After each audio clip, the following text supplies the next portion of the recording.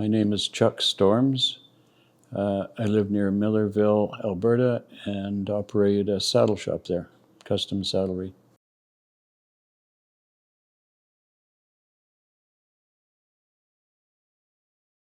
I did some leather work when I was still in high school and was very involved with horses and starting young horses, kind of a budding horse trainer. And that led to an interest in the gear, the equipment.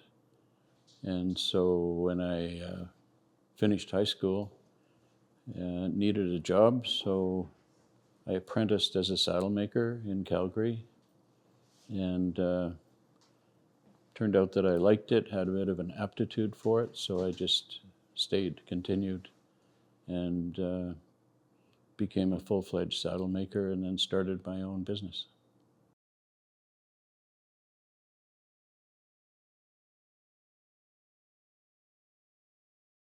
I was good at it.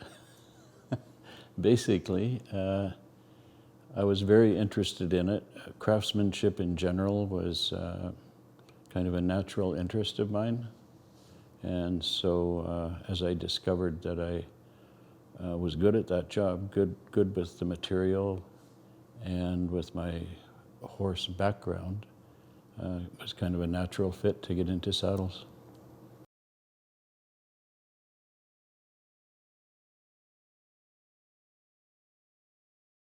I first started to ride when I was 12 years old, and my stepfather at the time was a great old-time horseman with many years of experience, and so he helped me cultivate that and encouraged me to ride and train horses. So even when I was in high school, I was spending the summers starting horses for the neighbors, you know, the people around the area. Later, I was fortunate enough to meet a great horse trainer, maybe one of the best that's ever been in Alberta. He had a stable in Lethbridge, and I traveled there a lot in order to learn from him. Yeah, so actually at the time that I started my own saddle shop, the only struggle I had with that was trying to decide between a career as a horse trainer or a saddlemaker. Yeah.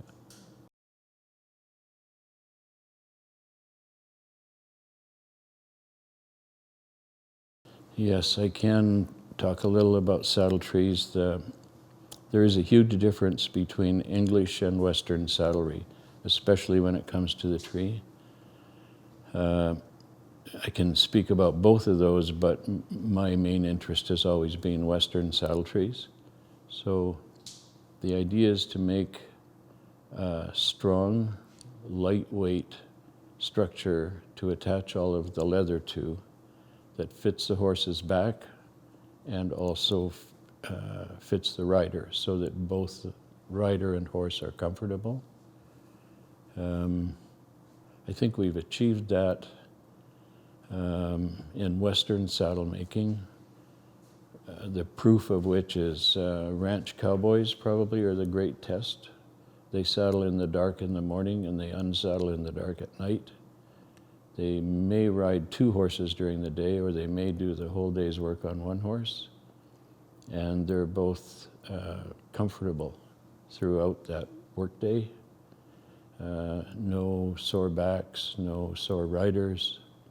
I think that's quite an achievement. It also has to be, the tree also has to be strong enough to rope big cattle, which puts a lot of strain on the tree. So it's quite different from any other discipline.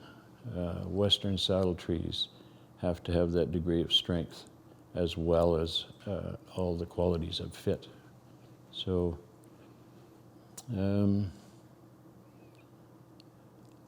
to skip ahead a little bit on the tree, no one has really made a serious effort to bring tree making into the 21st century.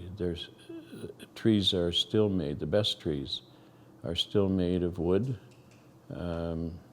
shaped mostly by hand, and then covered with rawhide or more recently fiberglass, an epoxy resin fiberglass, to try to achieve the same strength. But that's all. No one has made high quality carbon fiber trees, injection molded trees, 3D printed trees. It just hasn't advanced to that degree yet.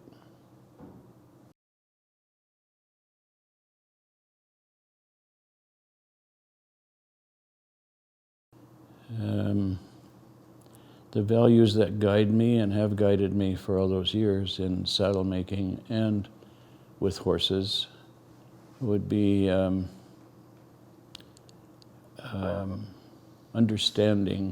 trying to understand the horse and the horse's mind, what makes him behave the way he does, probably underlies all of my interaction with horses. And on the saddle side, I've always tried hard to be a better craftsman, to improve my craftsmanship. Once the functional part of saddle making is mastered, then you can also consider the aesthetic side of it, and both of those have always interested me. And it's been challenging enough that I'm still learning at this stage of my career.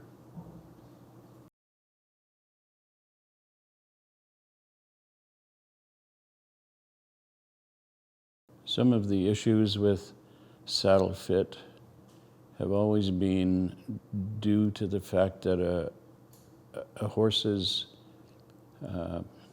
his body, the contours of his back in particular, change seasonally and as he ages and with the condition that he's in. So most people don't understand that. First of all, it's a big mystery to them. And most riders don't seem to have much grasp of how a horse moves, their conformation, and how that affects the fit of the saddle. So all of that together makes it into kind of a mysterious thing that people don't even attempt to understand. They expect the people who make saddles to overcome all of that.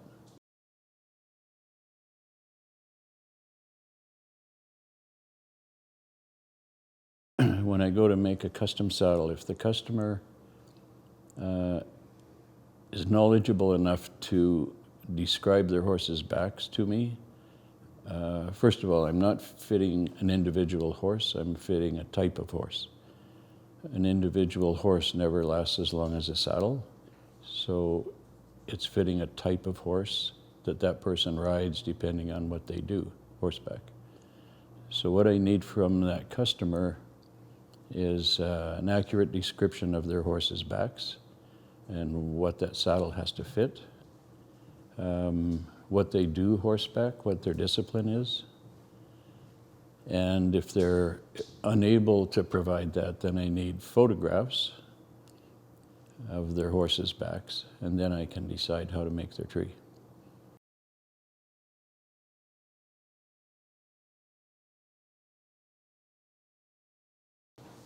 I really don't. That's the simple answer. Technology has, up to now, not been a part of saddlery, of saddle making. It's based on tradition. Saddles have been around for millennia, and they've been, the design has been refined over that time to the point now where there are many different types of saddles that are specifically intended for a certain use.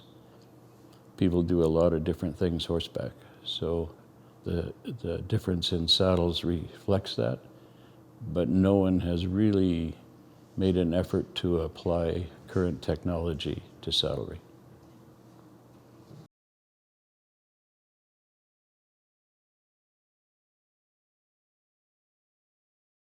I think it will. I think my generation of tree makers will be the last generation that makes handmade, individually handmade wooden trees that are then covered with rawhide. I think modern materials and methods will come to dominate that industry in the next generation.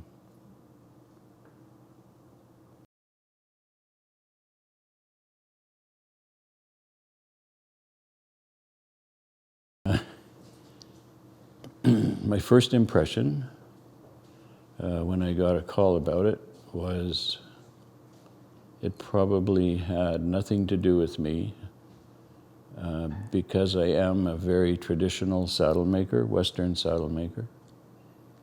I've been making my own trees. I've been making saddles for 63 years. I've been making trees for 45 years. The trees that I make are designed to fit a really good backed horse, what we all would agree is the conformation of a really good back.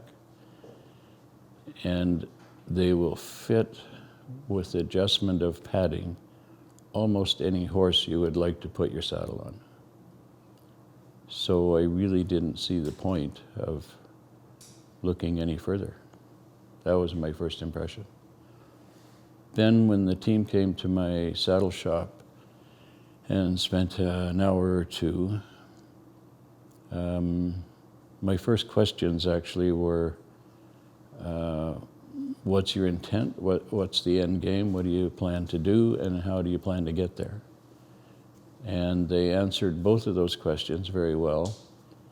So then I understood what the mission was. So if the idea is to be able to scan a horse's back and produce a three-dimensional map of their back, in effect, and then at some point do the same with the underside of a saddle and see how they match, be able to measure the degree of match that you have, and that's a very important goal.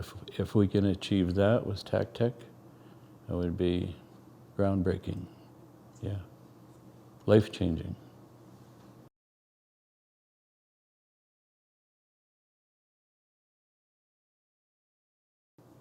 Well, I think it's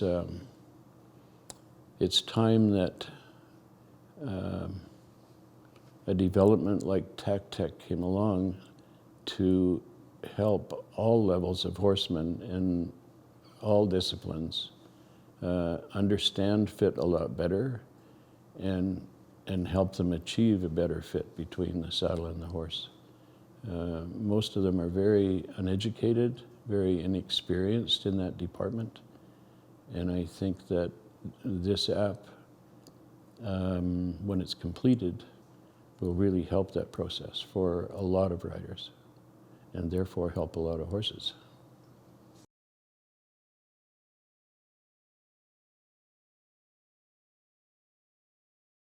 I think Ben covered it extremely well when he said patience is the number one thing.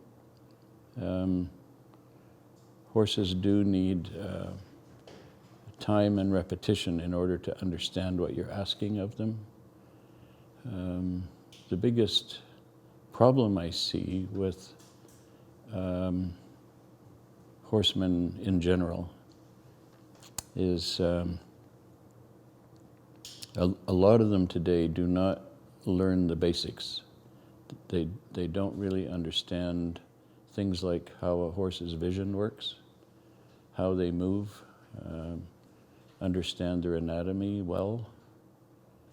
And some of that leads to a lack of safety around the horse or doing things that make the horse uncomfortable. Learn the basics and build from there.